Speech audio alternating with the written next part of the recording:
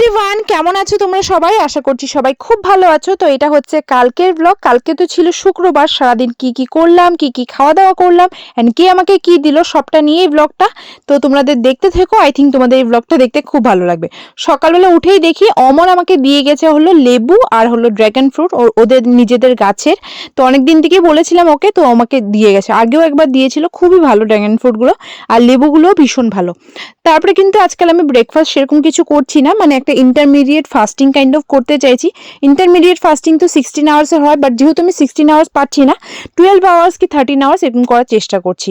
তো এখানে লেবু জল খেয়েছিলাম, আর তারপরে বোন মাটন ম্যারিনেশন করছে, তো ওকে দইগুলো দিচ্ছিলাম, ম্যারিনেট করে কিছু সময় রেখে দেবে। আর এদিকে কিন্তু আমি স্নান দান করে পুজো দিতে চলে এসেছি।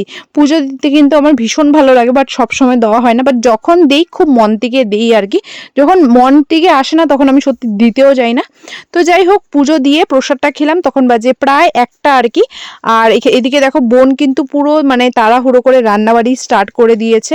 আজকে বানানো অনেক কিছুই বানানো হচ্ছে। আজকে বোনের একটা ফ্রেন্ড আসবে, যদিও ওকে ব্লগে তো দেখাতে পারবো না, কেন কি সবাই তো দেখো কমফোর্টেবল না ক্যামেরার সামনে, তো সেই জন্য আর কি।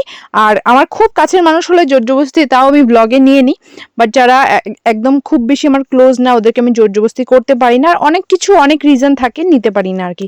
তো যাই হোক, এখানে দেখো দই কাতলার জন্য কিন্তু দই টই দিয়ে পুরো একদম মাছের প্রিপারেশন স্টার্ট হয়ে গেছে। আর ওখানে কিন্তু মাটনটাও কষা হওয়ার জন্য বসিয়ে দেওয়া হয়েছে। জানো তো কালকের মাটনটা না ভীষণ টেস্টি হয়েছিল, মানে এত তেল ফেলও ছিল না, আর খুব টেস্টি হয়েছিল।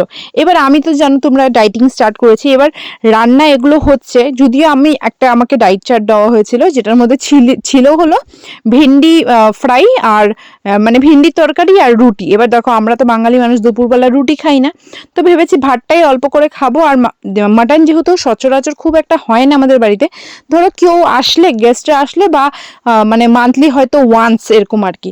তো ভাবলাম ঠিক আছে মাটন অল্প করে খাবো, অ্যান্ড রাইস আর কি, দই কাতলা সবই খাবো, মাছ তো খাওয়াই যায়, কিন্তু ওই আর কি পোর্শন সাইজ কম করে খাবো। আর এখানে কিন্তু ছোট মাছও আনা হয়েছিল, মানে অনেক কিছু 2-3 পদের মাছ, 3 পদ না 2 পদের মাছ ছিল, আর হলো মাংস ছিল। তো দেখো গেস্টের জন্য কিন্তু প্লেটটা খুব সুন্দর করে সাজিয়েছি, ভাজা ডাল শাকটা যেহেতু পাতে সাজিয়ে দিতে নেই, মানে যাকে খাবার দিতে হয় তাকে খাবার দিয়ে শাকটা দিতে হয়। তো এটা ছিল গেস্টের প্লেট, আমার প্লেটটা যদিও এত সুন্দর করে সাজাই নাই। অ্যান্ড দুপুরবেলা ড্রাগন ফ্রুট খাওয়া হয়েছিল। আর দুপুরবেলা তো আমি বিকেলবেলা আমি ওয়ার্কআউটও করেছিলাম। ওয়ার্কআউট করার পর এত সোয়েটিং হয় কি বলবো, মুখ পুরো লাল হয়ে যায়। যাই হোক, সন্ধ্যেবেলা তো রেডি হয়ে চলে গেছিলাম দোকানে, অ্যান্ড দোকানে গিয়ে দেখি বোনের একটা পার্সেল চলে এসছে। ও অর্ডার করেছিল কিছু সিডস, মানে মিক্সড সিডস এরকম থাকে না, তো ওই একটা বোতল অর্ডার করেছিল। তারপর কাস্টমার আসাটাও স্টার্ট হয়ে গেছিল। এখানে একজন অরুণাচল প্রদেশের একটা ট্রেডিশনাল আউটফিট মানে বানাবে করে এসেছিল আর কি, কাপড় নিতে, তো সেটা দেখে আমি দিলাম।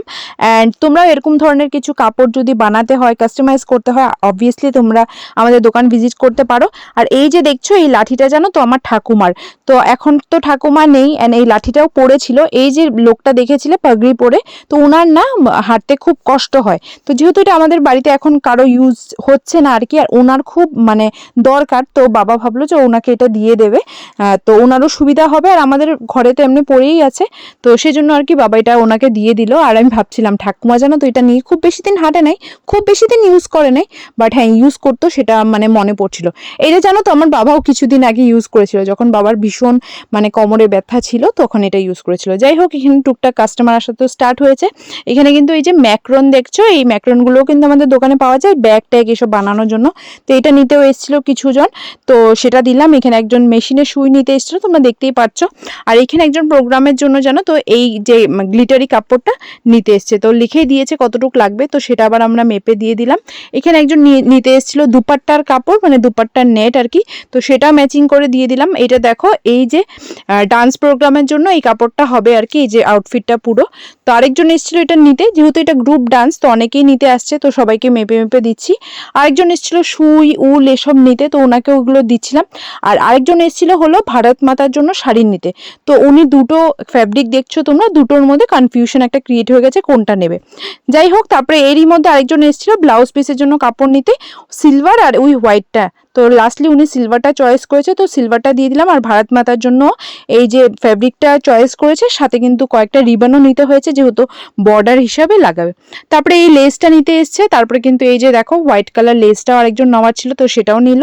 অ্যান্ড তারপরে কিন্তু শাড়ির সাথে ম্যাচিং করে ব্লাউজ পিস দরকার ছিল, তো এটা ওনার মিলেছে। অ্যান্ড তারপরে কিন্তু এটার সাথে লেসও দিয়েছিলাম আমি ম্যাচ করে। পুরো অ্যাকুরেট তো হয় না, দেখো সবকিছু পিকচারের মতন, বা যতটুকু সিমিলার মিলাতে পারি আমরা কিন্তু মিলিয়ে আরামসে ভালো করে দিয়ে দিই। আরো কিছু প্রোগ্রামের কাপড় দিলাম, আর তারপরে কিন্তু দোকান বন্ধ করে চলে এসেছি বাড়িতে আসার পরে না আজকে ভেবেছিলাম যে ডালিয়া খাবো, মানে আমার ডায়েট চার্টে লেখা ছিল, কিন্তু যেহেতু মাটন সবকিছু আছেই, মাছ টাছ, তো ভাবলাম যে মাটন মাছ সবকিছু খাবো আর সাথে অল্প করে রাইস খাবো আর কি 1 চামচ।